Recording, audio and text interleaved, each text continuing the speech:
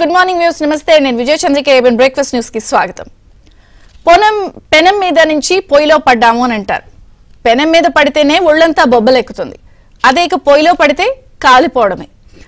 ఆంధ్రప్రదేశ్ లో ఏపీ ముఖ్యమంత్రి వైఎస్ జగన్మోహన్ రెడ్డి గారి పరిస్థితి యాజ్ ఇట్ ఈజ్ ఇలాగే ఉంది. ఒక పక్కన పార్టీలో అంతర్యుద్ధం, ఎక్కడికక్కడ సీట్ల మార్పులు చేర్పులతో తిరుగుబాటు ఎగరవేస్తున్నారు, పార్టీలు మారిపోతున్నారు. ఒక రకమైన అంతర్యుద్ధం పార్టీలో నడుస్తోంది. 60 మంది సిట్టింగ్లు మార్చారు, 28 సిట్టింగ్లకి సంబంధించిన మొండి చెయ్యి, 4 జాబితాలకే వైసీపీలో భూకంపం వచ్చినంత పరిస్థితి కనిపించింది. ఇంకా ఎంపీ అభ్యర్థులైతే దొరకని పరిస్థితి, అసలు పోటీ చేయమని చెప్తున్నారు.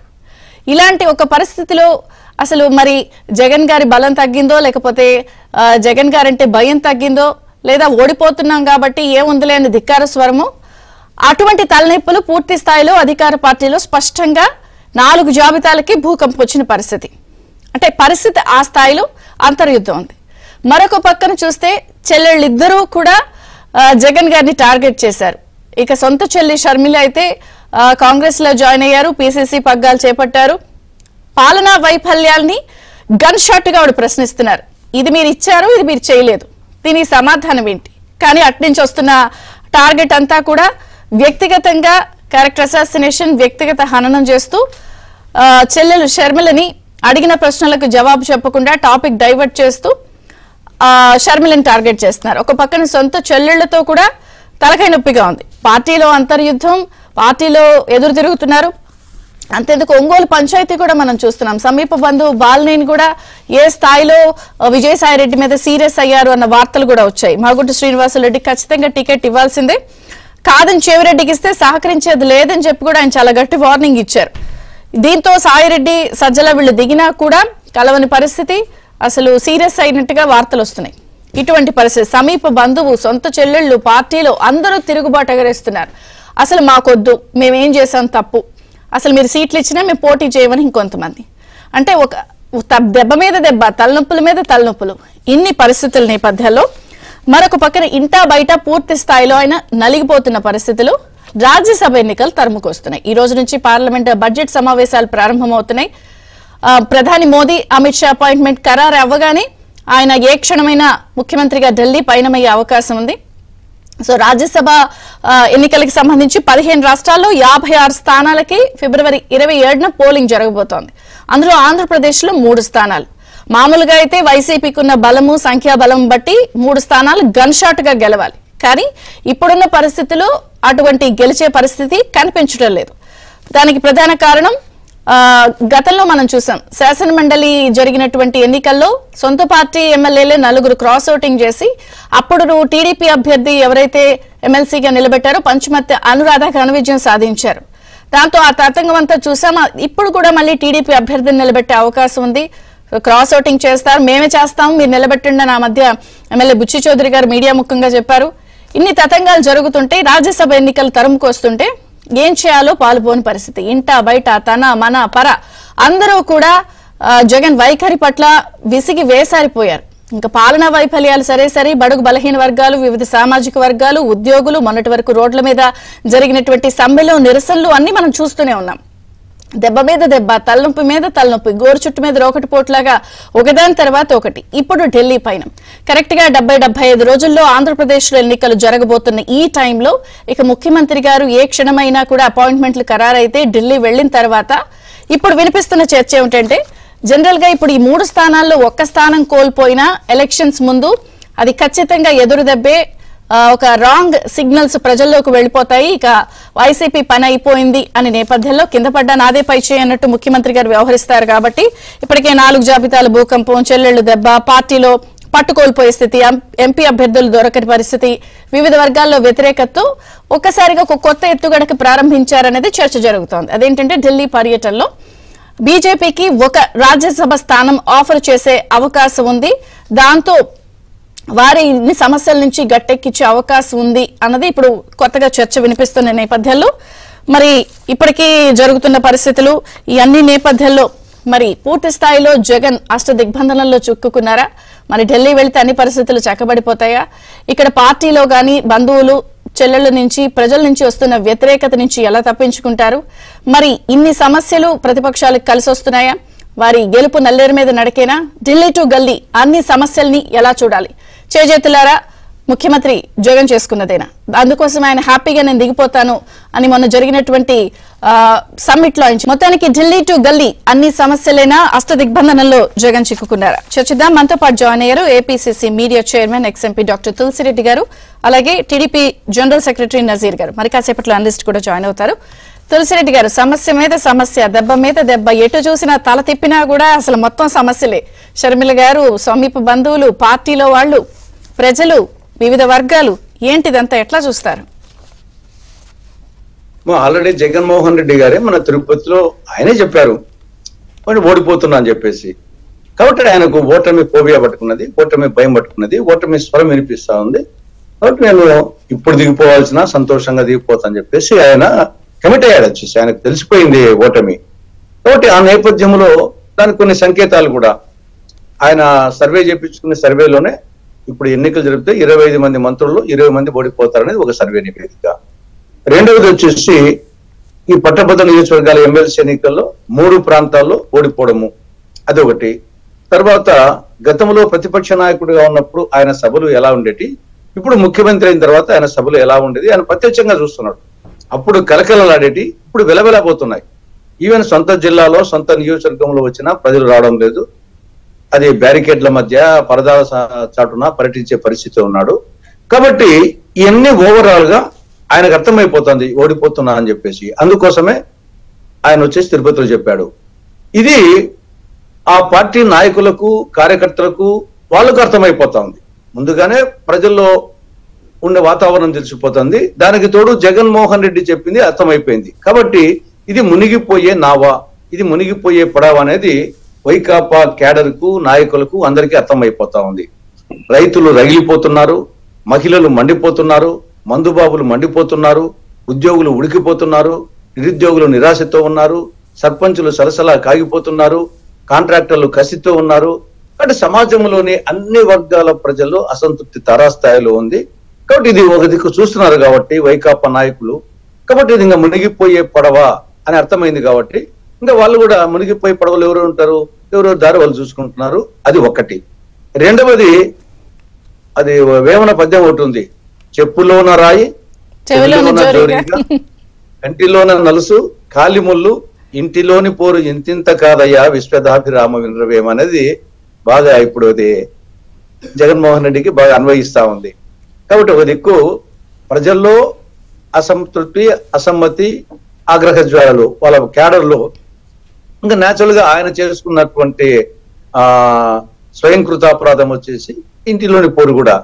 అది వచ్చేసి తండ్రి విషయంలో, చిన్నాన్న విషయంలో, తల్లి విషయంలో, చెల్లి విషయంలో, అంటే కేవలం స్వార్థపరుడుగా నాన్న లేదు, చిన్నాన్న లేదు, తల్లి లేదు, చెల్లి లేదు అని వ్యవహరించిన కారణంగా ఈ సమస్యలన్నీ వచ్చినాయి. కాబట్టి ఇంకా ఈ నేపథ్యంలో రాజ్యసభ ఎన్నికలు వస్తున్నాయి. మొన్న ఎమ్మెల్సీ ఎన్నికల్లో మీరు చెప్పినట్లు పంచమర్తి అనురాధ గెలవడం జరిగింది, టీడీపీ అభ్యర్థి. ఇప్పుడు కూడా రేపు డెఫినెట్ గా వచ్చేసి 3 సీట్లలో 1 పోక తప్పదు.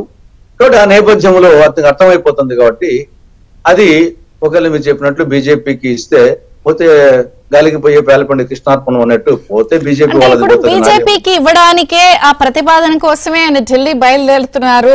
రాజ్యసభ ఎన్నికల్లో ఒకటి వాళ్ళకి కేటాయించి ఒక సీట్ ని గట్టెక్కించండి, ఇప్పుడు నా సమస్యలన్నింటినీ అనేది ఇప్పుడు గట్టిగా వినిపిస్తుంది. అదే ఉండొచ్చు. ఎందుకంటే ఎట్లా ఒకటి ఓడిపోతారు, వైకాపా తరపున అయితే 3 ఒకటి ఓడిపోతుంది. కాబట్టి ఆ ఓడిపోయే సీటు నేను ముందే చెప్పినట్టు గాలికి పోయే పేరపండి కృష్ణార్పణం అన్నట్టు అది వచ్చేసి బీజేపీకి ఇచ్చారనుకో, ఓడిపోతే బీజేపీ ఓడిపోతుంది, తందేముంది అనే యాంగిల్లో వచ్చేసి ఆలోచించినా మీరు చెప్పినట్టు వాళ్ళకి ఆఫర్ చేయొచ్చు. కానీ వాళ్ళకేం లేదు కదా, వాళ్ళు ఏం తీసుకుంటారని అనుకోవడం లేదు. ఎందుకు తీసుకుంటారని అనుకోకూడదు. ఒకసారి మనం క్రానాలజీ వెనక్కి వెళితే విజయసాయి రెడ్డి గారు గతంలో ఏమన్నారు, అసలు మేము అధికారంలోకి వచ్చినప్పటి నుంచి 2019 నుంచి ఏ డెసిషన్ తీసుకున్నా, ఏ నిర్ణయం తీసుకున్నా, ఏ చర్య తీసుకున్నా మేము కేంద్రానికి చెప్పి చేశామని ఆయన అన్నారు. నిర్మలా సీతారామన్ గారు ఏమన్నారు, మా దత్తపుత్రుడని ఆయన అన్నారు, ఆవిడంది. అమరావతి వాళ్లే శంకుస్థాపన చేసి ఇన్ని తతంగాలు జరుగుతుంటే అన్ని చెప్పి చేస్తున్నాం అన్నప్పుడు ఇది కూడా చెప్పి ఇచ్చి నన్ను కాపాడండి అని ఛాన్స్ కూడా ఉంది కదా అన్నది చర్చ ఇప్పుడు. అది ఉంది, ఛాన్స్ ఉంది, అడిగే ఛాన్స్ ఉంది. కానీ వాళ్ళకు ఒక ఎమ్మెల్యే లేరు కాబట్టి ఇది ఓడిపోయే సీటు మాకు ఇస్తున్నాడు, ఎందుకు మాకు ఆ కలంకం అని చెప్పేసి వాళ్ళే తీసుకోకపోవచ్చు. ఈయన అడుగుతాడు, ఈయన అడిగేదానికి ఛాన్స్ ఉంది. వాళ్ళు తీసుకోకపోయే అవకాశం కూడా ఉంది. ఎందుకంటే వాళ్ళకు ఒక ఎమ్మెల్యే లేడు, ఇది ఎట్లా పోయేది అనే ఉద్దేశంతో వాళ్ళు తీసుకోకపోయే అవకాశం ఉంది. లేదా కేంద్రంలో అధికారంలో ఉన్న మా యొక్క అన్ని ప్రయోగాలు చేసి అన్ని ఆయుధాలు ఉపయోగించి చూద్దామనే ఒక ప్రయత్నం చేసినా చేయొచ్చు. కానీ నా అభిప్రాయం వచ్చేసి వాళ్ళు తీసుకోకపోయే అవకాశాలే ఎక్కువగా ఉంటాయి. మనతో పాటు అనలిస్ట్ సత్యమూర్తి గారు కూడా జాయిన్ అయ్యారు. నమస్కారం అండి. టీడీపీతో మాట్లాడి నేను మీ దగ్గరికి వస్తాను. టీడీపీ నుంచి జనరల్ సెక్రటరీ నజీర్ గారు ఉన్నారు. నజీర్ గారు, ఒక 5-6 రోజుల క్రితం అనుకుంటా సిద్ధం సభలో ఇన్ని సమస్యల ఫ్రస్ట్రేషన్ లో అక్కడ బాక్సింగ్ బ్యాగులు పెట్టారు, గుర్తుందా? మీ ప్రాంతంలోనే బాక్సింగ్ బ్యాగులు పెట్టి చంద్రబాబు నాయుడు గారి మొహాన్ని, లేకపోతే పవన్ కళ్యాణ్ గారి మొహాన్ని రకరకాల చిత్ర విన్యాసాలు చేసి వచ్చిన ప్రజలందరితో కూడా బాక్సింగ్ చేయించారు. ఆయన ఫ్రస్ట్రేషన్ అంతా కూడా ఇన్ని సమస్యల్లో అది మీ మీదకి నెడుతున్నారు. ఎట్లా చూస్తారు ఈ సమస్యలన్నింటినీ? విజయచంద్ర గారు, మీకు, పెద్దలు తులసిరెడ్డి గారికి, అలాగే సత్యమూర్తి గారికి, ఏబిఎన్ వీక్షకులకి అందరికీ పేరు పేరున నమస్కారం, అస్సలాము అలైకుం అండి. ఇప్పుడు సంస్కారం లేని పార్టీ అమ్మా అది.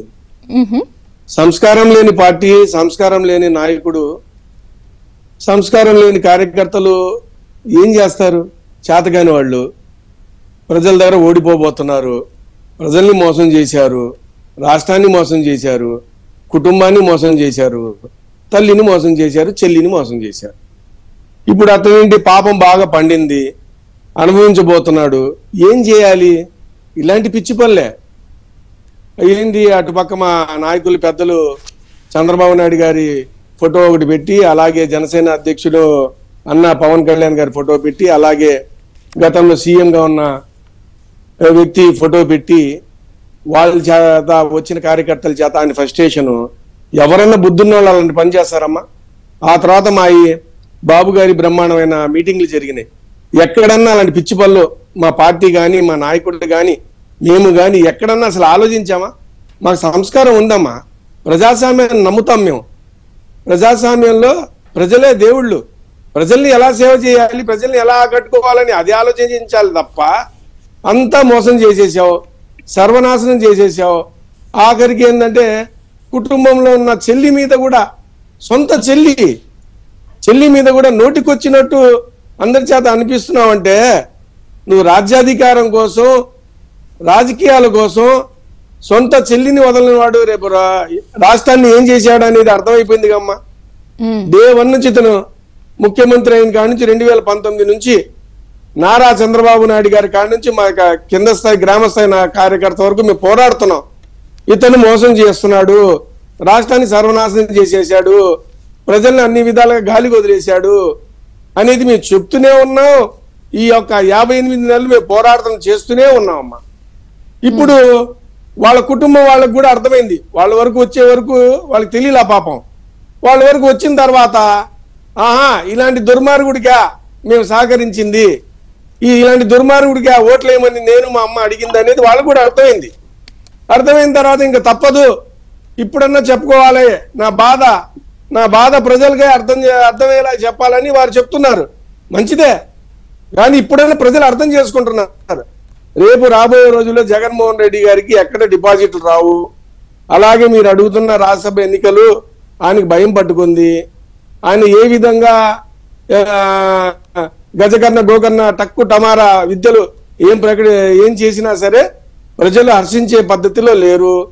ముఖ్యంగా ఆయన ఎమ్మెల్యేలే అతన్ని చీకొడుతున్నారు. దాదాపు 70-80 ఎమ్మెల్యేలు ఇతన్ని ఏ విధంగా వదిలించుకోవాలి అని చూస్తున్నారు. రేపు రాజ్యసభ ఎన్నికలు కూడా ఫిబ్రవరి 27న అతనికి భంగపాటు తప్పదని నేను అనుకుంటున్నానమ్మా. అంటే ఒకటి, మీరు అభ్యర్థిని నిలబెడుతున్నారా? అంటే ఇప్పుడు ఏది మాతో పెడతారు, ఒకవేళ పెట్టినా కూడా సంఖ్యాబలం అది లేదు కదా, అంటే మొన్న శాసన మండలిలో జరిగినట్టు జరిగిద్దని అనుకుంటున్నారా?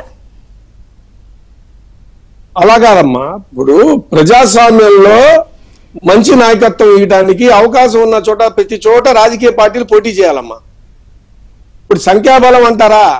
ఇక్కడ రాజకీయాల్లో ఒక రాక్షసుడి దగ్గర తన దగ్గర ఉన్న ఎమ్మెల్యేలు ఈ రాష్ట్రాన్ని కాపాడాలంటే ఇతని వల్ల కాదు, ఇతని నాయకత్వంలో మనం అవదు, ఆల్రెడీ మన ఎమ్మెల్యేగా ఉండి ఏం చేయలేకపోయాం, రేపు ఆల్రెడీ 9 మంది ప్రెసెంట్ ఈ డేట్ కి 9 మంది రాజ్యసభ సభ్యులు వైసీపీకి ఉన్నారు, 9 మంది 9 రూపాయలకి పనికి రాలేదు ఈ రాష్ట్రానికి, ఇంకా ఇలాంటి పనికి మాలిన పార్టీకి మన ఓటు ద్వారా ఇంకో పనికి మాలిన వాళ్ళు 3 గీయటం అనవసరం కాబట్టి ఎవరన్నా మంచోళ్ళు అవతల పక్క నుంచుంటే అతన్ని సహకరిస్తానికి మానవత్వం ఉన్నా మంచితనం ఉన్నా ఏ పార్టీ ఎమ్మెల్యే అయినా వస్తాడమ్మా. ఎందుకంటే అల్టిమేట్ ప్రజా సేవ చేయాలి. అక్కడ ప్రజా సేవ చేసే వాళ్ళు ఎవరున్నారమ్మా? ఇప్పుడు మీరే అంటున్నారు బీజేపీకి అవకాశం ఇస్తారని. ఏమో రాజకీయ వర్గాల్లో వినపడుతుంది, అందుకోసం వెళ్ళి కాళ్ళు పట్టుకోపోతున్నాడు అతన్ని. కానీ ఎవరిని బలి చేస్తాను? మా ఎస్సీ సోదరి అయిన బాబురావు అన్నని బలి చేస్తావా? మా బలిజ సోదరి అయిన చిత్తూరు ఎమ్మెల్యే గారిని బలి చేస్తావా? లేకపోతే నీ బాబాయిని బలి చేస్తావా? అలాంటి అవకాశం ఉంటే నీ బాబాయిని బలి చేయి. ఎందుకు పాపం బీసీలని ఎస్సీలని బలి చేస్తావు? ముందర నీ మనసులో అలా ఉంటే వాళ్ళకి సహకరించేది ఏమైనా ఉంటే నీ బాబాయిని బలి చేయా. అంతే దాన్ని ఎస్సీ సోదరులను బీసీ సోదరులను బలి చేయవాకు. వాళ్ళకి రాజ్యాధికారం ఇస్తామని సామాజిక న్యాయం అని కేవలం మాటలు చెప్పి అంకెల రూపంలోనే పదవులు ఇస్తున్నాడు తప్పమ్మా వాళ్ళ వల్ల ఆ సామాజిక వర్గానికి రూపాయి ఉపయోగం లేదు. అది వాళ్ళకు కూడా తెలుసు. అదమ్మా. రైట్. అంటే ఒకటి బీజేపీకి ఇచ్చి ఎలాగో ఓడిపోయే సీట్ మీరు పెడితే అభ్యర్థి గెలుస్తామని మీరు అంటున్నా, ఓడిపోయే సీట్ ఇస్తున్నారు అందుకే ఇవ్వడానికి వెళ్తున్నారని తులసిరెడ్డి గారు అన్నా. ఎందుకు అనుకోకూడదు? మోదీ అనుంగ మిత్రుడు పరిమళ నత్వానికి ఇచ్చారుగా. అవునమ్మా, గతంలో పరిమళ నత్వానికి ఇచ్చారు. ఏడి అసలు నత్వాని ఎక్కడైనా కనబడుతున్నాడా? నత్వాని రాజ్యసభ సభ్యుడిగా ఎన్నికైన తర్వాత ఆ మీడియా దగ్గర మాట్లాడిన తర్వాత ఇవాళ రోజుకైనా ఈ రాష్ట్ర ప్రజలకి అడ్రస్ చేస్తూ ఎక్కడన్నా ఒక చిన్న ప్రెస్ మీట్ పెట్టాడా? ఈ రాష్ట్రం కోసం దేనికోసం ప్రశ్నించాడా? రాజ్యసభలో హౌస్ లో ఏదన్నా ఈ రాష్ట్రం కోసం కష్టపడ్డా? ఇలాంటి వాడు పరిమళ నత్వాలే కాదమ్మా, ఉన్న మిగతా 8 అంటే నేటికి 9 మందిలో ఒక నత్వాన్ని పోతే 8 మంది కూడా దేనికి ఉపయోగపడలేదు. ఇంతకుముందు పెద్దలు తులసిరెడ్డి గారు ఉన్నారు, అనుభవజ్ఞులు, వారు కూడా ఎంపీగా చేశారు. ఈ 9 మంది రాష్ట్రంలో ఎక్కడైనా సరే రాజ్యసభ సభ్యులుగా ఉండి ఎంపీ ఫండ్స్ ద్వారా కానీ ఎక్కడైనా కానీ బస్ షెల్టర్లు కానీ కమ్యూనిటీ హాల్స్ కానీ వాటర్ ట్యాంక్స్లు కానీ రోడ్లు కానీ లేకపోతే ఇంకేదన్నా సామాజిక అవసరాలు కావాల్సిన సంక్షేమ కార్యక్రమం కానీ ఒక్కటి చేశారని శ్వేతపత్రం వదలమనమన్నమ్మా ఈ పార్టీ వాళ్ళకి, జగన్మోహన్ రెడ్డి గారికి. కేవలం జగన్మోహన్ రెడ్డి గారికి ఉపయోగపడటానికి, అతని కేసులు కప్పిపుచ్చుకోవడానికి, అతన్ని కాపాడటానికి వీళ్ళు కాపలాదారులు తప్ప ప్రజా సంక్షేమం కోసం, ప్రజల కోసం, రాష్ట్ర ప్రజల కోసం మాత్రం వీళ్ళు లేరని తెలియజేస్తున్నానమ్మా. రైట్. అనలిస్ట్ తో కూడా మాట్లాడదాం. సత్యమూర్తి గారు నమస్తే అండి, బ్రేక్ఫాస్ట్ న్యూస్ కి స్వాగతం. సమస్యల మీద సమస్యలు, పార్టీలో సమస్యలు, ఇంటా బయట పాలనా వైఫల్యం, ప్రతిపక్షాలు గట్టిగా ప్రశ్నిస్తున్నాయి, సొంత చెల్లెల పాలనా వైఫల్యాలను ఎండగడుతున్నారు. ఇంకొక పక్కన ఇది జాలదన్నట్టు ఇప్పుడు రాజ్యసభ ఫిబ్రవరి 27న పోలింగ్, ఆయనేమో ఢిల్లీ పర్యటన, అపాయింట్మెంట్ ఖరారు అయితే ఏ క్షణమైనా బయలుదేరతారు. ఏంటిదంతా కోరి తెచ్చుకున్నారా జగన్ గారు, లేకపోతే స్వయంకృతాపరాధాలా? ఎట్లా చూస్తారు ఇన్ని సమస్యలు ఒక్కసారి ఎలక్షన్స్ ముందు 70-75 రోజుల ముందు? ఇవన్నీ ఏంటంటే ఓవర్ కాన్ఫిడెన్స్ అండి. జగన్మోహన్ రెడ్డికి ఓవర్ కాన్ఫిడెన్స్. గత ఎన్నికల్లో 151 వచ్చినాయి. తెలుగుదేశం నుంచి ఒక 4 వచ్చి చేరారు, జనసేన నుంచి ఒక ఆయన వచ్చి చేరాడు. ఇంకా మనకి తిరుగులేదు అన్న ఓవర్ కాన్ఫిడెన్స్. ఆ ఓవర్ కాన్ఫిడెన్స్ లో ఇటువంటి కార్యక్రమాలన్నీ చేస్తున్నాడు. ఇప్పుడు మీరు అన్న పాయింట్ కూడా ఒకటి ఇక్కడ పొలిటికల్ సర్కిల్స్ లో బాగా వినపడుతున్నది. ఏంటి అంటే ఒక బీజేపీ తోటి అఫీషియల్ గా టైఅప్ పెట్టుకోవటానికి చాలా చాలా రకాలుగా ప్రయత్నాలు చేస్తూ ఉన్నారు బీజేపీ తోటి. ఎందుకు అంటే బీజేపీని వదిలేస్తే బీజేపీ తెలుగుదేశం తోటి వెళ్తుందేమో అన్న ఒక ఆలోచన అన్నమాట. ఈ ఆలోచనతోటి ఈ విధమైన కార్యక్రమాలు మొదలు పెట్టారు, చేస్తూ ఉన్నారు. అదే మీరు అన్నట్టు ఢిల్లీలో అపాయింట్మెంట్ ఫిక్స్ అయితే వెళ్ళి ఈ ఒక రాజ్యసభ సీటుని వాళ్ళు ఆఫర్ చేయటానికే ప్రయత్నం చేస్తూ ఉన్నారు. బీజేపీ మరి ఈ ఆఫర్ ని తీసుకుంటుందా లేదా అనేది అది కొంచెం డౌటే. ఎందుకు అంటే ఇందాక తులసిరెడ్డి గారు చెప్పినట్టు ఇది వర్కౌట్ అయ్యే విషయం కాదు. ఎందుకు అంటే మూడో సీటు ఖచ్చితంగా పోబోతున్నది. మొత్తం ఇప్పటికే 28 మంది ఎమ్మెల్యేలు వైసీపీకి వ్యతిరేకంగా ఉన్నారు, అంటే వాళ్ళ పార్టీకి సంబంధించిన వాళ్ళు. ఎందుకంటే టికెట్లు వాళ్ళకి ఇవ్వటం లేదు అని చెప్పి వాళ్ళకు కూడా అర్థమైపోయింది. కాబట్టి వాళ్ళు మళ్ళీ ఆ పార్టీకి ఓటు వేస్తారు, అంటే రాజ్యసభ ఎన్నికల్లో అదే పార్టీకి ఓటు వేస్తారు అని అనుకోవటానికి వీల్లేదు. కాకపోతే వాళ్ళ తెలుగుదేశం వాళ్ళతోటి ఎంతవరకు టచ్ లో ఉన్నారనేది మాత్రం ఇంకా చూడాలి. మొత్తం దాదాపుగా 28 మంది అయితే ఈ వైసీపీ చేస్తున్న, అంటే జగన్మోహన్ రెడ్డి చేస్తున్న ఈ కార్యక్రమాలకి వ్యతిరేకంగా ఉన్నారు. సింపుల్ రీజన్, వాళ్ళకి టికెట్ లేదు అని చెప్పిన తర్వాత ఇంకా వాళ్ళు ఆ పార్టీలో కంటిన్యూ కావటం, అంత విధేయతగా ఉండటం వాళ్ళు చెయ్యరు కదా, మానవ సహజం అది. ఈ విధమైన పరిస్థితుల్లో ఇప్పుడు మూడో సీటు కోల్పోవటానికి ఖచ్చితమైన అవకాశం అయితే కనపడుతూ ఉన్నది. తెలుగుదేశం పార్టీ ఈ ప్రయత్నాలు చేస్తూనే ఉంటుందండి. అంతకు ముందర కూడా మనం చూసాం, వర్లరామయ్యని నిలబెట్టారు ఎంపీ రాజ్యసభ ఎన్నికల్లో. అంటే గెలుస్తారా గెలవరా అని కాదు, అక్కడైతే కొంచెం లూప్ హోల్స్ ఉన్నాయి అని తెలిసిన తర్వాత ఏ రాజకీయ పార్టీ అయినా తన వంతు ప్రయత్నాలు తాను చేస్తుంది.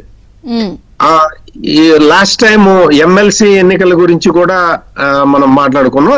ఎమ్మెల్సీ ఎన్నికల్లో కూడా ఇదే విధమైన క్యాలిక్యులేషన్ ఉంది. అప్పుడు 23 సీట్లు రావాలి అంటే సహజంగా తెలుగుదేశం పార్టీకి 23 ఉన్నాయి. అసలు అంత బీజేపీకే వెళ్ళిపోయి రాజ్యసభ ఇచ్చేసే బదులు చెల్లెలు షర్మిలకి ఇచ్చేస్తే అసలు ఈ తలనొప్పి బొప్పి తగ్గేది. అంటే బీజేపీ వాళ్ళ ఆస్తిలో వాటా అడగరు కదా విజయచంద్ర. అదేలేండి, షర్మిల అడుగుతున్నది ఆస్తిలో వాటా కదా. సో ఆ కారణంగా ఆమెను దూరం పెట్టేశారు.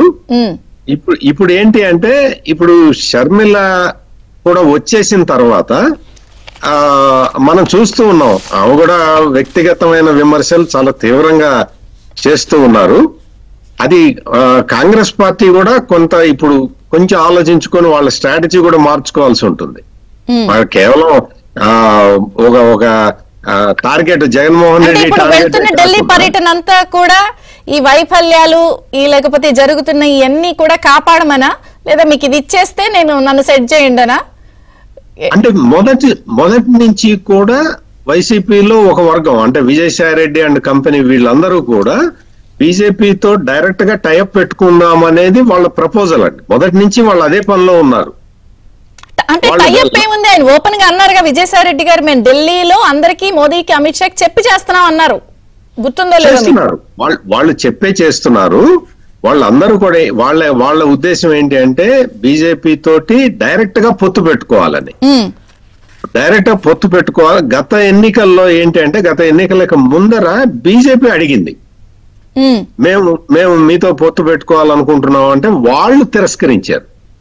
అంటే వైసీపీ వాళ్ళు, వద్దు సార్, మేము తెరవనక నుంచే మీకు సపోర్ట్ చేస్తాము, బయటికి పొత్తు వద్దు అని చెప్పారు. ఇప్పుడు ఏంటి అంటే, ఇప్పుడు వైసీపీ అడుగుతున్నది బీజేపీ వాళ్ళని. ఎందుకంటే వదిలేస్తే వీళ్ళు తెలుగుదేశం వైపు వెళ్తారేమోనని జగన్మోహన్ రెడ్డి భయం అన్నమాట.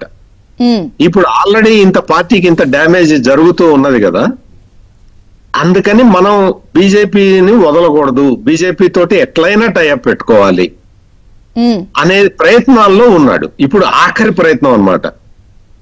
అవుతుందా? అంటే ప్రయత్నం చేస్తున్నాడు.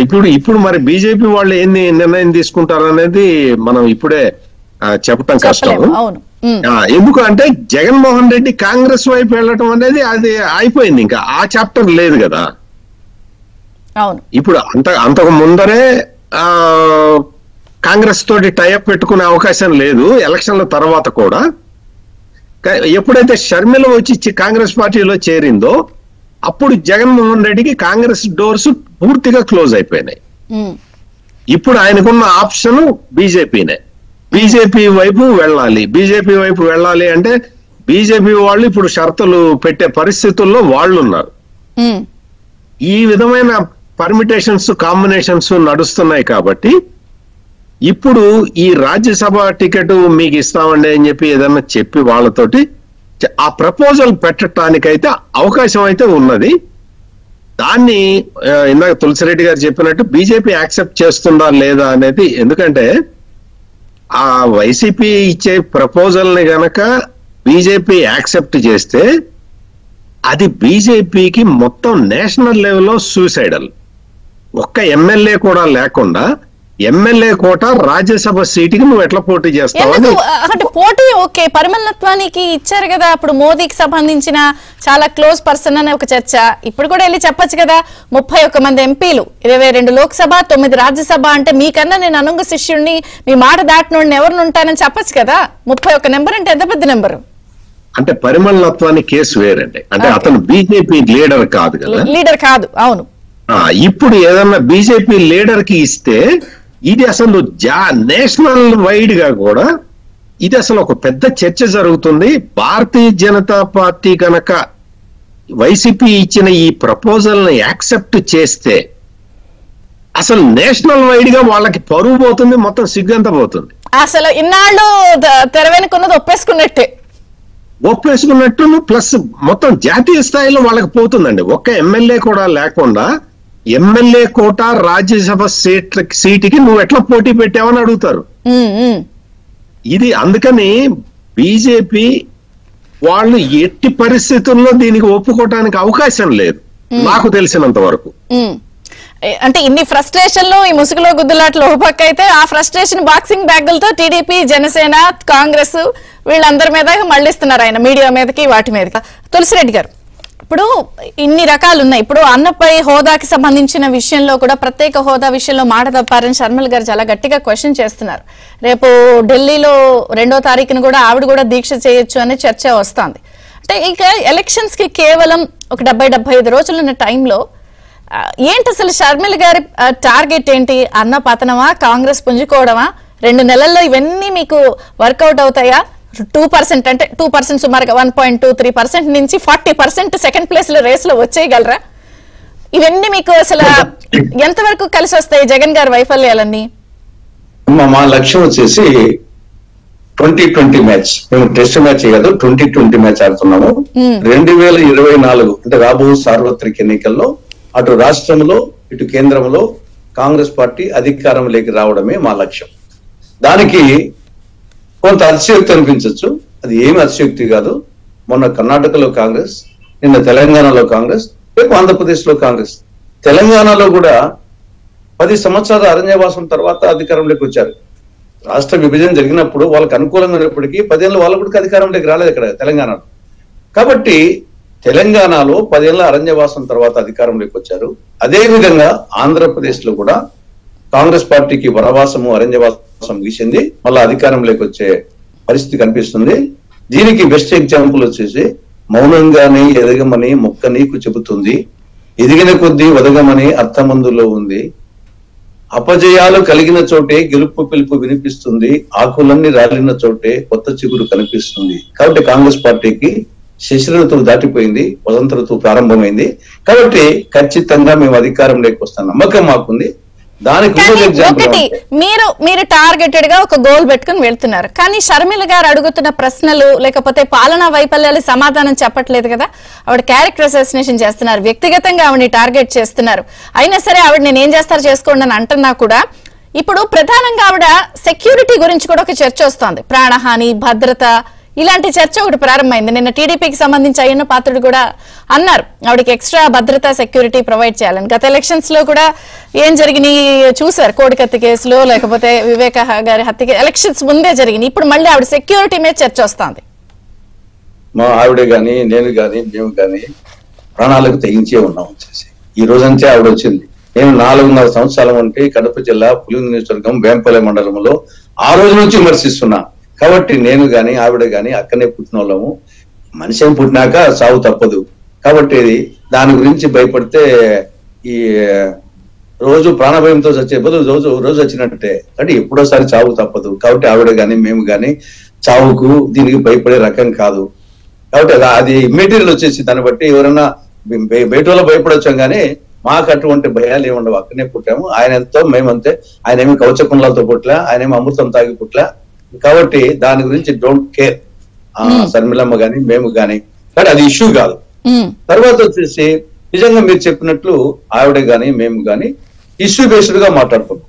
ప్రత్యేక హోదా గురించి గాని, పోలవరం గురించి గాని, కడప జిల్లా స్టీల్ ప్లాంట్ గురించి గాని, అప్పుల విషయం గాని, తర్వాత ప్రతిదీ కూడా ఇష్యూ బేస్డ్ గా మాట్లాడుతుంటే వాళ్ళు దానికి సమాధానం చెప్పలేని పరిస్థితిలో వాళ్ళు వ్యక్తిగతంగా ఆరోపణలు చేస్తున్నారు. కాబట్టి వాళ్ళు ఎన్ని వ్యక్తిగత ఆరోపణలు చేసినా ఎంతవరకు చెప్పాలో అంతవరకు చెప్తాము. కానీ మిగతా అన్ని మేము ఇష్యూ బేస్డ్ గానే పోతాము. వాళ్ళ యొక్క ట్రాప్ లో మేము పడదలుచుకోలేదు. మా ఎంత ఇష్యూ బేస్డ్ పాలిటిక్స్ చేస్తాం. ఖచ్చితంగా మాకు వచ్చేసి ఆంధ్రప్రదేశ్ లో ఒకప్పుడు కంచుకోట, ఉభయ తెలుగు రాష్ట్రాలు కాంగ్రెస్ పార్టీకి కంచుకోటలు. 1977లో ఇందిరాగాంధీ గారు ఉత్తరప్రదేశ్ లో ఓడిపోయిన నేపథ్యంలో కూడా 42కు 41 ఎంపీ సీట్లు ఇచ్చినటువంటి ప్రాంతం ఇది. కాబట్టి ఖచ్చితంగా కాంగ్రెస్ పార్టీకి గత వైభవం ప్రారంభమైంది, చరిత్ర పునరావృతం కాబోతా ఉంది. వచ్చే ఎన్నికల్లో ఖచ్చితంగా అధికారంలోకి వస్తాము. దానికి ప్రధాన అస్త్రాలు వచ్చేసి ప్రత్యేక హోదా, తర్వాత రాయలసీమకు ఉత్తరాంధ్రకు స్పెషల్ డెవలప్మెంట్ ప్యాకేజీ, మిగతా విభజన చట్టంలోని అంశాలు, అటు పోలవరం గానీ, Visakha metro, Vijayawada metro, Visakha railway zone, Visakha Chennai industrial corridor, Kadapa జిల్లా స్టీల్ ప్లాంట్, దుగ్గరాజపట్నం రేవు, ఇవన్నీ మా అస్త్రశస్త్రాలు. కాబట్టి ఖచ్చితంగా మాకు ఏం కేవలం వచ్చేసి జగన్ ఒక్కడే మాకు రాజకీయ ప్రత్యర్థి కాదు. మేము అధికారంలోకి రావాలంటే జగన్ వైకాపా ఓడిపోవాల్సిందే, టీడీపీ ఓడిపోవాల్సిందే, జనసేన ఓడిపోవాల్సిందే, బీజేపీ ఓడిపోవాల్సిందే. వాళ్ళు ఓడిపోతేనే కదా మేము అధికారంకి వచ్చేది, ఒక జగన్ ఓడిపోతేనే కాదు కదా. కాబట్టి మేము అధికారంలోకి రావాలంటే మేము వచ్చేసి బీజేపీ ఆల్రెడీ మేము బీజేపీ అంటే ఆంధ్రప్రదేశ్ లో బి అంటే బాబు, జే అంటే జగన్, పి అంటే పవన్. కాబట్టి బాబు కేసినా బీజేపీకి వేసినట్లే, జగన్ కేసినా బీజేపీకి వేసినట్లే, పవన్ కేసినా బీజేపీకి వేసినట్లే. బీజేపీకి వేయడం అంటే మన ఏలుతో మన కన్ను పొడుచుకోవడమే. కాబట్టి మా స్టాండ్ అదేనమాట. మా కేవలము జగన్ కూడా మా రాజకీయ ప్రత్యర్థి కాదు. కాకపోతే ఏమంటే అధికారంలో ఉండే పార్టీ కాబట్టి కొంత ఎక్కువ ఉంటాయి. అంటే పాలనా వైఫల్యాలు టార్గెటా, జగన్ గారి టార్గెటా, లేకపోతే కాంగ్రెస్ ని తిరిగి పూర్వ వైభవం తీసుకురావడం టార్గెటా? ఫస్ట్ టార్గెట్ వచ్చేసి కాంగ్రెస్ అధికారంలోకి రావడం టార్గెట్. దానికి వచ్చేసి నెక్స్ట్ కేంద్ర పంచముఖ వ్యూహంతో పోతున్నాం. ఆ పంచముఖ వ్యూహంలో కేంద్ర ప్రభుత్వ వైఫల్యాలు చెప్పడం, రెండవది రాష్ట్ర ప్రభుత్వ వైఫల్యాలు చెప్పడం, మూడవది గతంలో మేము ఏమి చేసింది చెప్పడం, నాలుగవది మేము అధికారంలోకి వస్తే ఏమి చేస్తామని చెప్పడం, ఐదవది సంస్థాగతంగా బలపడడం.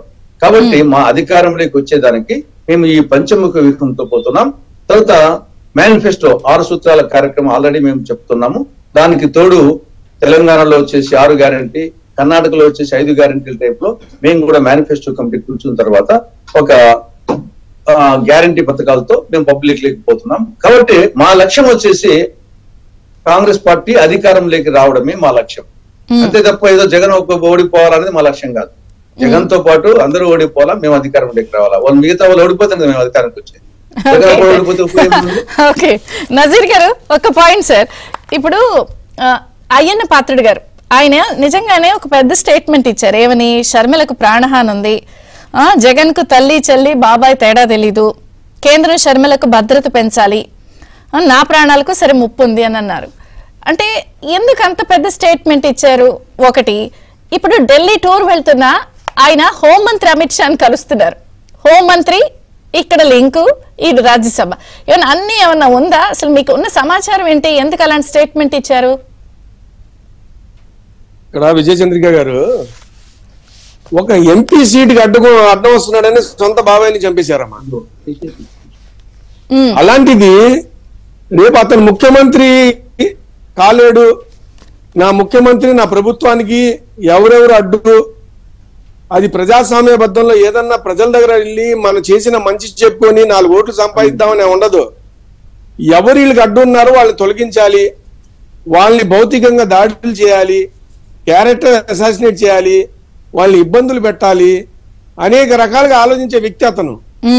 అలాంటిది చూసి పెద్దలు మా అన్న అయ్యన్ భద్రుడు గారు నిన్న విశాఖపట్నం ప్రెస్ మీట్ లో షర్మిల గారు ఒక పిసిసి ప్రెసిడెంట్ అయినప్పటికీ కూడా మన ఆడబిడ్డ జగన్మోహన్ రెడ్డి గారి సొంత చెల్లెలైనా ఆయన ఆమె మంచి ఆలోచించకపోయినా ఒక సాటి మానవుడుగా ఈ రాష్ట్ర పౌరుడిగా అతను స్పందించాడు. అది మంచి సంప్రదాయం. అమ్మ షర్మిల జాగ్రత్త, నువ్వేదో కేంద్రంతో మాట్లాడుకొని కొద్దిగా నువ్వు సెక్యూరిటీ తెచ్చుకో, రాష్ట్రంలో వాళ్ళు మీ అన్నయ్య నీకు సెక్యూరిటీ ఇవ్వడు అని. కేంద్రంలో కూడా ఎలా ఇస్తారమ్మా? అక్కడ కూడా వాళ్ళ అన్న ప్రభుత్వం ఉంటే అక్కడ కూడా ఈరుగా. ఇప్పుడు షర్మిల గారిని అర్థం చేసుకోవాలి. ఇప్పుడు మా అన్న పెద్దలు తులసిరెడ్డి గారు ఇందాక చెప్పారు, కరెక్టే. మంచి ఆశాజీవి, మంచి ఎప్పుడు ఆశతో బతకాలి. రాజకీయ పార్టీలు అధికారం రావాలని కోరుకుంటారు, కోరుకోవాలి.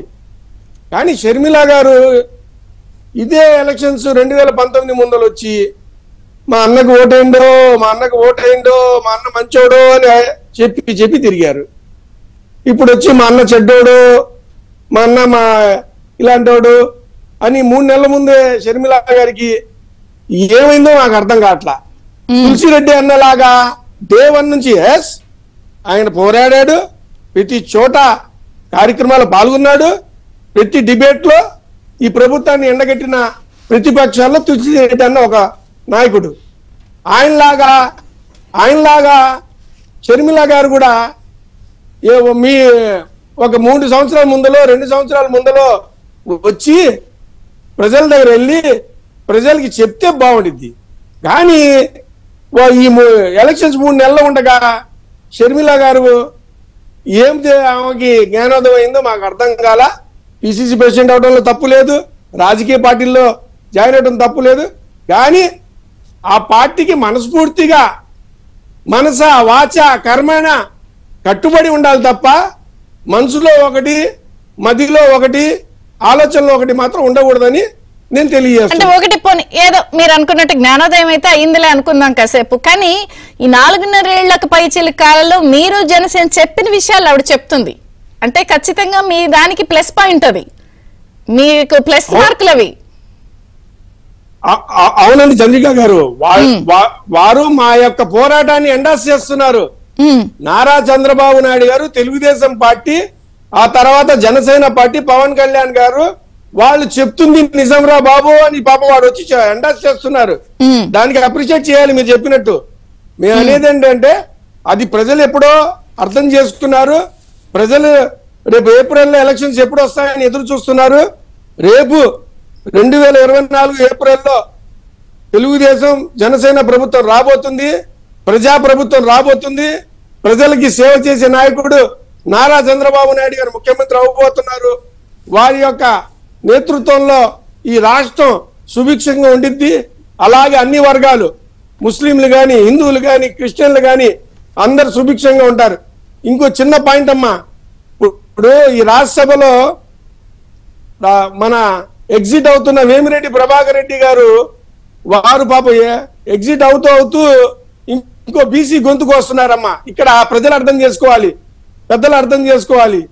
ఆయన ఏంటి నెల్లూరు ఎంపీ, రేపు వేయబోతున్నారు. వాళ్ళ మిస్సెస్ కంట నెల్లూరు ఎమ్మెల్యేగా, సిటీ ఎమ్మెల్యేగా వాళ్ళ మిస్సెస్ ని పెడుతున్నారు. పాపం బీసీ నాయకుడైన అనిల్ కుమార్ యాదవ్ గొంతుకు వస్తున్నారు. నా బీసీలు, నా ఎస్సీలు, నా ఎస్టీలు అంటాడు అతను. ఎవరు గొంతు? నీ బీసీలు, నీ ఎస్సీలు, నీ ఎస్టీలు, నీ మైనార్టీ అయితే గొంతుకు వస్తావా? అనిల్ కుమార్ యాదవ్ ని, వేమిరెడ్డి ప్రభాకర్ రెడ్డి గారి మిస్సెస్ కోసం నువ్వు అక్కడ నెల్లూరు సిటీ నుంచి తీసుకుని వెళ్ళి నర్సాపేట ఎంపీ కింద వేస్తావా? ఆమెనే తీసుకుని వెళ్ళి నర్సాపేట ఎంపీ కింద ఎందుకు బీసీ గొంతుకు వస్తున్నావు? అంటే నీకు కావాల్సిన వాళ్ళ కోసం బీసీలని, గొంతుకోసేదాకా పార్టీలో మెంబర్స్ దాకా వెళ్ళారు. నేను ఇందాక సెక్యూరిటీ పాయింట్ ఎస్ఎస్జీ విషయం ఎందుకు అడుగుతున్నాను అంటే, కూతుళ్ళకి, వైఫ్ కి, డాటర్ కి, మదర్ కూడా ఇచ్చారు ఒక్క ఈవిడికి తప్ప. అప్పటి వరకు ఈవిడ రీసెంట్ గానే కదా ఈవిడ జాయిన్ అయింది. మరి ఆ ఎస్ఎస్జీ సెక్యూరిటీ కూతుళ్ళకి, వైఫ్ కి, మదర్ కి ఇచ్చినప్పుడు ఆవిడకి ఇవ్వలేదంటే ఆవిడ ఫ్యామిలీ మెంబర్ అని ఒప్పుకోలేదు.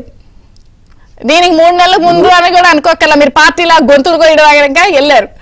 అంటే నేను అనేది రకరకాల వైఫల్యాలు, ఫెయిల్యూర్స్ అన్ని కూడా ఇలా చుక్కలు కలుపుమతి గారు. ఇప్పుడు మనం చాలా సమస్యలు ఇన్ని చెప్పుకున్నాం కదా, ఇవన్నీ ఏదో అంటారు కదా తాయెత్తులాగా అంతా అయిపోద్దా ఇప్పుడు ఢిల్లీ పర్యటన వెళ్ళొస్తే? ఈ వైఫల్యాలన్నీ సాఫల్యం అయిపోతాయా? అన్ని ప్లస్లు మైనస్లు ప్లస్లు అయిపోతాయా ఈ ఢిల్లీ పర్యటనతో? ఇవన్నీ కూడా ఎట్లా చూడాలి? జగన్మోహన్ రెడ్డి ఢిల్లీ పర్యటన చేసి వచ్చినంత మాత్రాన ఇక్కడ సమస్యలు పోవండి. ఎందుకంటే ఇక్కడ సమస్యలన్నీ కూడా జగన్మోహన్ రెడ్డి స్వయం కృత అపరాధం, ఆయన స్వయంగా చేసుకున్నవి, కొని తెచ్చుకున్నవి. ఇందులో కేంద్ర ప్రభుత్వం చేయగలిగింది ఏమీ లేదు. మాక్సిమం ఏం చేయగలుగుతుందంటే ఆయన అనుకున్న డేట్లకి పోలింగ్ పెట్టగలుగుతుంది కేంద్ర ప్రభుత్వం. అంటే కేంద్ర ప్రభుత్వం అంటే కేంద్ర ఎన్నికల సంఘం మీద ఆ ఇన్ఫ్లుయెన్స్ చేయొచ్చు.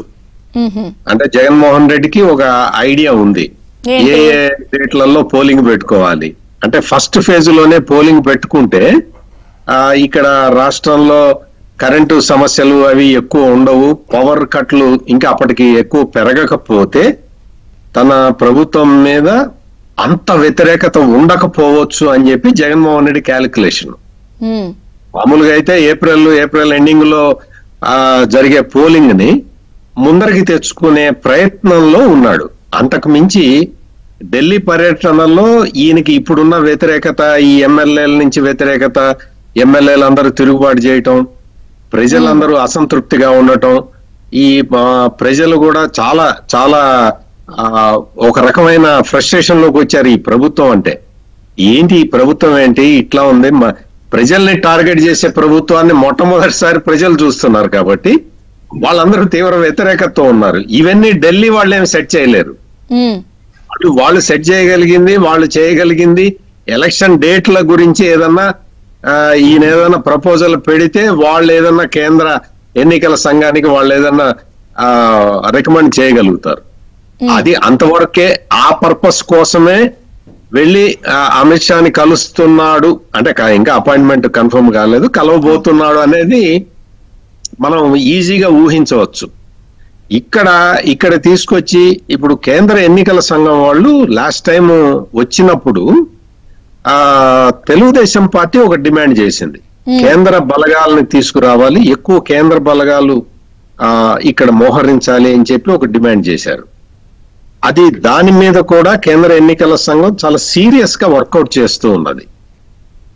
దాన్ని కూడా అది అడ్డుకొని మీరు అక్కర్లేదండి, మేమే చాలా జాగ్రత్తలు తీసుకుంటాము, అందువల్ల మీరు కేంద్ర బలగాల్ని మీరు ఎక్కువ పంపించమాకండి అని కూడా జగన్మోహన్ రెడ్డి ప్రతిపాదించడానికి అవకాశం ఉంది. అంటే ఇవే జరుగుతాయని నేను చెప్పట్లేదు, కానీ కేంద్ర బలగాలు అవసరం లేదు, మా పోలీసులు సమర్థవంతంగా ఎదుర్కొంటారు, మేము సమర్థవంతంగా చేయగలుగుతాము అనే ఒక ప్రపోజల్ ని అక్కడ పెట్టి రావచ్చు. అంటే ఇటువంటి నిర్ణయాలు ఇటువంటి సెక్యూరిటీ పాయింట్ ఏంటి? నేను మిమ్మల్ని ఇప్పుడు తులసిరెడ్డి గారిని, నజీర్ గారిని అడిగిన సేమ్ పాయింటే. సడన్ గా ఇంకా 2 నెలల ఎలక్షన్ ఉంది అనగా ఇప్పుడు షర్మిల గారి సెక్యూరిటీ టాపిక్ ఎందుకు చర్చ వస్తుంది? ఇప్పుడు మళ్ళీ ఆయన కూడా అమిత్ షా గారిని మీటింగ్ వెళ్తున్నారు కదా, మీరు చెప్పిన ప్రపోజల్స్ లో ఇది కూడా ఏమైనా ఉండొచ్చా? ఇవ్వద్దో చెయ్యొద్దో, వాళ్ళు అడిగితే అట్టగా అడుగుతారు అంటే ఇవ్వరు. అంటే క్రైటీరియా చూసుకున్నా గానీ షర్మిలకి సెంట్రల్ సెక్యూరిటీ ఇచ్చే అవకాశాలు కొంచెం తక్కువగా ఉంటాయి. అదిగాక మీ షర్మిల మనం చూస్తుంటే షర్మిల చుట్టూ మొత్తం కూడా బౌన్సర్లు వాళ్ళు సిద్ధంగానే ఉన్నారు. వాళ్ళేమి షర్మిల ఊరికే అట్లా వచ్చేసి ఒక్కతే రావట్లేదు. షర్మిల చుట్టూ బౌన్సర్లు ఉన్నారు, ప్లస్ కాంగ్రెస్ పార్టీ నాయకులందరూ కూడా ఆమె చుట్టూతోనే కూర్చున్నారు. అందువల్ల షర్మిలకి అంత సీరియస్ థ్రెట్ ఉండాల్సిన అవసరం లేదు. కాకపోతే ఏంటంటే మనం గత హిస్టరీని చూసుకుంటే కొంచెం డౌట్లు వస్తూ ఉంటాయి, కొంత ఆ డౌట్లు ఉంటాయి. కాబట్టి ముందర తెలుగుదేశం అలర్ట్ అయిపోతుంది. ఎందుకంటే మళ్ళీ నారాసుర రక్త చరిత్ర అని మళ్ళీ పేపర్లో రాసుకుంటారు కదా, దానికోసం అని చెప్పి తెలుగుదేశం అలర్ట్ గా ఉన్నది. అందువల్ల అంటే జగన్మోహన్ రెడ్డికి ఏంటి అంటే జగన్మోహన్ రెడ్డి ఏం చేస్తాడో మీకన్నా నాకన్నా షర్మిలకి ఎక్కువ తెలుసు. ఆమె డైరెక్ట్ విట్నెస్ కాబట్టి ఆమెకి చాలా విషయాలు ఎక్కువ తెలుసు. ప్లస్ అన్న ఏ విధంగా స్ట్రాటజీస్ వేస్తాడనేది కూడా ఆమెకి తెలుసు. అంతేకాకుండా మీరు చక్కగా బాగా గమనిస్తే కాంగ్రెస్ పార్టీ షర్మిలని ఒక్కదాన్నే వదలటం లేదు. చుట్టూతా మీరు పక్కన లెఫ్ట్ తులసిరెడ్డి గారు ఉంటారు, ఉంటారు, పక్కన జేడి శీలం ఉంటాడు, లేకపోతే ఆ పక్కన ఈ లీడర్లందరూ కూడా షర్మిలతోటే ఉంటున్నారు. ఇట్ ఈస్ అన్ ఇండికేషన్ అండి. అంటే కాంగ్రెస్ పార్టీలో ఇటువంటివి చూడం మనం. షర్మిలకి పిసిసి ప్రెసిడెంట్ ఇచ్చారంటే మిగిలిన వాళ్ళు పట్టించుకోరు. కానీ ఏంటి అంటే కాంగ్రెస్ లీడర్లు అందరూ కూడా వాళ్ళు చక్కగా షర్మిలతోటే ఉంటున్నారు. షర్మిల ఏదన్నా తప్పు చేస్తే ఇమ్మీడియట్ గా కరెక్ట్ చేయటానికి ఆమె పక్కనే ఉంటున్నారు. కాంగ్రెస్ పార్టీ మీరు కాంగ్రెస్ పాయింట్ చెప్తున్నారు. నేను ఇక్కడ ఇంకొక ప్రశ్న అడుగుతాను. ఇప్పుడు ఇన్ని రకాల అంశాలు నిజంగా ప్రతిపక్షాలకు కలిసి వచ్చే అంశాలు. జగన్ గారు ఇన్ని వైఫల్యాలు, ఇన్ని మైనస్లు, ఇన్ని తలనొప్పులు, వీళ్ళవి నిజంగానే టీడీపీ జనసేన క్యాష్ చేసుకుంటుందా? షర్మిల గారు అయితే ఎట్లాగైనా సరే ఆయన ఓటు బ్యాంక్ క్యాష్ చేసుకోవాలనే పనిలోకి చాలా గట్టిగా వెళ్తోంది ఆవిడ. టీడీపీ జనసేన క్యాష్ చేసుకుంటుందా ఇక్కడ? ఇప్పుడు అంటే వీళ్ళు క్యాష్ చేసుకోవటం కాదండి, కాంగ్రెస్ పుంజుకుంటే ఆటోమేటిక్ గా ఈ ఓట్లన్నీ జగన్ దగ్గర ఉన్న ఓట్లన్నీ కాంగ్రెస్ ఓట్లండి. అవన్నీ ట్రెడిషనల్ కాంగ్రెస్ ఓటు బ్యాంక్. అది దురదృష్టవశాత్తు కాంగ్రెస్ పార్టీ అక్కడ డిక్లైన్ అయింది కాబట్టి జగన్మోహన్ రెడ్డి అధికారంలోకి వచ్చాడు. ఇది అక్కడ ఉన్న లాజిక్, ఓట్ల లాజిక్. అందువల్ల ఈ ఓటు బ్యాంక్ అంతా కూడా సహజంగా Congress party vote bank. Congress పార్టీకి వేస్తే కాంగ్రెస్ పార్టీ గెలవదు అన్న ఉద్దేశం ఉంది కాబట్టి ఇన్ని రోజులు ఈ ఓటర్లందరూ జగన్మోహన్ రెడ్డి తోటి ఉన్నారు. ఇప్పుడు ఏదైనా ఒక హోపు గనక దొరికితే, అంటే షర్మిల రూపంలో అని నేనన్ను, కాంగ్రెస్ పార్టీ రూపంలో, ఎందుకంటే షర్మిల మీద ఆధారపడి కాంగ్రెస్ పార్టీ కూడా ఉండదు. ఎందుకంటే కాంగ్రెస్ పార్టీ ఒక వేరే విధానాలు ఉంటాయి కాంగ్రెస్ పార్టీలో. అందువల్ల షర్మిలకి మొత్తం ఫ్రీ హ్యాండ్ ఇచ్చేసి ఆమెనే మొత్తం అసలు నువ్వే చెయ్యి అని టోకుగా గంపగుత్తగా ఎవరు కాంగ్రెస్ పార్టీలో ఇవ్వరు. కాకపోతే ఏంటంటే షర్మిల చేస్తున్న ఈ కామెంట్లు వీటితోటి జగన్మోహన్ రెడ్డి ఓటు బ్యాంకు మొత్తం కూడా అక్కడి నుంచి డ్రైన్ అవటానికి అవకాశం ఉన్నది. రైట్, మీ పాయింట్ యాక్సెప్టెడ్. తులసిరెడ్డి గారు, ఫైనల్ గా కంక్లూడింగ్ క్వశ్చన్ తో పాటు ఒక్క క్వశ్చన్. చాలా మంది వ్యూవర్స్, ఏబిఎన్ చూస్తున్న వ్యూవర్స్ కూడా చాలా మంది ప్రశ్న మీరు అడగాలి తులసిరెడ్డి గారు నన్ను అన్నారు. విజయమ్మ గారు షర్మిల గారి జగన్ గారి క్యాంపెయిన్ కి వెళ్లే అవకాశాలు గట్టిగా ఉన్నాయని అంటున్నారు. అది మరి షర్మిల గారి విజయ అవకాశాలని, కాంగ్రెస్ విజయ అవకాశాలను దెబ్బతీయదా? ఫైనల్ గా మీరే చెప్పండి. అమ్మా, విజయమ్మ గారే 2014లో విశాఖపట్నంలో ఓడిపోయారమ్మా, ముందు అది గుర్తు పెట్టుకోవాలి. విజయమ్మ గారే విశాఖపట్నంలో 2014లోనే బీజేపీ అభ్యర్థి హరిబాబు చేతిలో ఓడిపోయారు. కాబట్టి ఇవన్నీ ఒక్కొక్కసారి రాజశేఖర రెడ్డి గారు పిసిసి అధ్యక్షులుగా ఉన్నప్పుడే 2 సార్లు కాంగ్రెస్ పార్టీ ఓడిపోయింది. 2 సార్లు అధికారానికి వచ్చినప్పుడు ఆయన పిసిసి అధ్యక్షుడు కాదు, డి శ్రీనివాస్ పిసిసి అధ్యక్షుడు. కాబట్టి ఏదో వైఎస్ కుటుంబం లేకుంటే కాంగ్రెస్ లేదు, రాజశేఖర్ లేకుంటే కాంగ్రెస్ లేదు అనేది కరెక్ట్ కాదు. కాకపోతే ఏమంటే ప్రస్తుత పరిస్థితుల్లో కర్ణాటక తెలంగాణలో వచ్చింది, ఆ ఊపుతో ఉన్నాము. ఆ నేపథ్యంలో రాజశేఖర రెడ్డి గారి బిడ్డగా పిసిసి అధ్యక్షురాలుగా షర్మిల రావడం అదనపు లాభం. అంతే తప్ప మొత్తం వచ్చేసి ఇంకా కాంగ్రెస్ లో ఉండే వాళ్ళందరూ జీరోలు అనే యాంగిల్ కాదు, అదనపు లాభం. కాబట్టి ఆ నేపథ్యంలో ఆలోచించాలా. ఇక్కడ జగన్ ఢిల్లీ టూర్ వచ్చేసి ప్రధానంగా ఒకదాని కోసం, రాజ్యసభ ఎన్నికల్లో పోటీ అంటూ ఉంటే ఓడిపోక తప్పదు. అది బీజేపీ ఉన్నా వైకాపా ఉన్నా ఒక అభ్యర్థి ఓడిపోక తప్పదు. కాబట్టి ఈయన బీజేపీ చెప్పిన మీ అభ్యర్థికి నేను సీట్ ఇస్తాను, మీరు టీడీపీ మీద ప్రెజర్ చేయండి, పోటీ పెట్టొద్దని చెప్పండి. మీరు చెప్తే భయపడి వింటాడు చంద్రబాబు నాయుడు పోటీ పెట్టకుండా. కాబట్టి ఓటు నుండి తప్పించుకున్న దానికోసం ఇది ప్రధానంగా ఢిల్లీకి పోయేది. బీజేపీ చెప్పిన అభ్యర్థికి టీడీపీ టికెట్ ఇస్తుంది, అది టీడీపీ క్యాండిడేట్ గానే, కానీ బీజేపీ ద్వారా చంద్రబాబు మీద పోటీ పెట్టకుండా ప్రెజర్ చేస్తాడు. పోటీ పెట్టడం అంటూ జరిగితే ఓడిపోరు తప్పదు.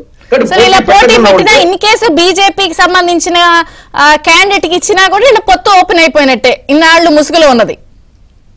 దానికంటే కూడా పోటీ పెట్టకుండా ఉండేదానికే ప్రయత్నం చేస్తాడు. రైట్, అయితే బీజేపీ చెప్తే ఐటీ దాడుల్లో ఈడీ దాడులకు భయపడి చంద్రబాబు నాయుడు పోటీ పెట్టాడు. కాబట్టి ఈ యొక్క రాజ్యసభ ఎన్నికల నుండి ముందు బయటపడచ్చు, తర్వాత వాళ్ళ కథ చూసుకోవచ్చు అనే యాంగిల్ లో ప్రధానంగా ఢిల్లీ ప్రోగ్రామ్ ఉంటుంది.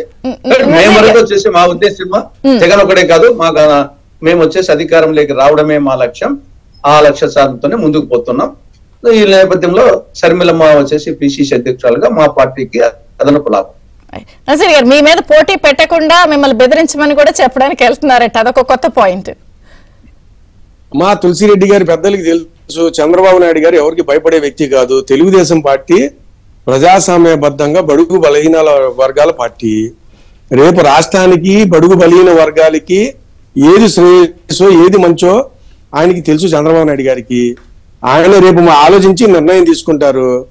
రాష్ట్రం యొక్క శ్రేయస్సు కోసం నిర్ణయం తీసుకుంటారు తప్ప ఆయనకి వ్యక్తిగత నిర్ణయాలు కానీ ఒకళ్ళ మీద లాభాక్షగా ఆలోచించే విషయాలు కానీ ఎప్పుడు ఉండదు. తెలుగుదేశం పార్టీ మీకుండదు. జగన్ గారి కింద పడ్డా నాదే పై చేయి అనే ఎత్తుగళ్ళు వ్యూహాలు ఉన్నప్పుడు ఆయన ఒక పక్కన ఢిల్లీలో అటు చక్క పెట్టేస్తా. ఇప్పుడు సత్యమూర్తి గారు కూడా, ఆయన చాలా సీనియర్ జర్నలిస్ట్, ఆయన కూడా చెప్పారు కొన్ని విషయాలు. ఎలక్షన్, పోలింగ్లు, సెక్యూరిటీలు, ఇన్ని రకాల ప్లాన్లు ఉంటాయి అని. ఇంకొక పక్కన పైసామే పరమాత్మ బటన్ నొక్కే సిస్టమ్ అనేది ఇక్కడ ఒకటి పెట్టుకున్నారు. ఇన్ని కాంబినేషన్స్ ఉన్నాయి కదా, ఏది రూల్ అవుట్ చేయలేము. ఇది మీరు చెప్పింది కరెక్టే అమ్మా. కానీ రాష్ట్ర ప్రజలు డిసైడ్ అయిపోయారు. 5,72,00,000 మంది ప్రజానీకం ఉన్న రాష్ట్రం, 4,08,00,000 మంది ఓటర్లు ఉన్నారు. ఓట్లు వేసేది ఢిల్లీలో ఉన్న నాయకులు. సరే, ఫైనల్ గా చెప్పండి, టీడీపీ అభ్యర్థిని పెట్టదా? అది మా అధిష్టానమే నిర్ణయం తీసుకోవాలమ్మా. ఇంకా దాని మీద పెద్దలు కూర్చొని నిర్ణయం తీసుకుంటారు. చంద్రబాబు నాయుడు గారి నిర్ణయం తీసుకుంటారు. ఏదైనప్పటికీ చంద్రబాబు నాయుడు గారు తీసుకునే నిర్ణయానికి రాష్ట్ర ప్రజలు ఆమోదిస్తారు. ముఖ్యంగా ఈ ప్రజాస్వామ్యం కాపాడటానికి ఇప్పుడు ఎమ్మెల్యేలు ఎవరు ఎమ్మెల్యేలు గత 58 నెలలుగా ఈ రాష్ట్ర ప్రజలకు, వాళ్ళ నియోజకవర్గ ప్రజలకు ఉపయోగపడలేదో ఇప్పుడు కూడా సరే చూద్దాం. అయితే మీరు పెడితే మీరు పై చేయనుకోవాలి, లేదు పెట్టలేదు అని అంటే తులసిరెడ్డి గారి మాట నిజం అవ్వాలి, లేదు వాళ్ళ క్యాండిడేట్ కి ఇచ్చారు అని అంటే ముసుగు ఓపెన్ అయిపోయింది అనుకోవాలి, లేదా ఈ పోలింగ్ వ్యవహారం సత్యమూర్తిగా తేలిపోద్ది కొన్ని గంటల్లో. థ్యాంక్ యూ సత్యమూర్తి గారు, థ్యాంక్ యూ నజీర్ గారు, తులసిరెడ్డి గారు, థ్యాంక్ యూ సార్. ఇది బ్రేక్ఫాస్ట్ న్యూస్. అప్డేట్స్ కొనసాగుతాయి, చూస్తూనే ఉండండి ABN.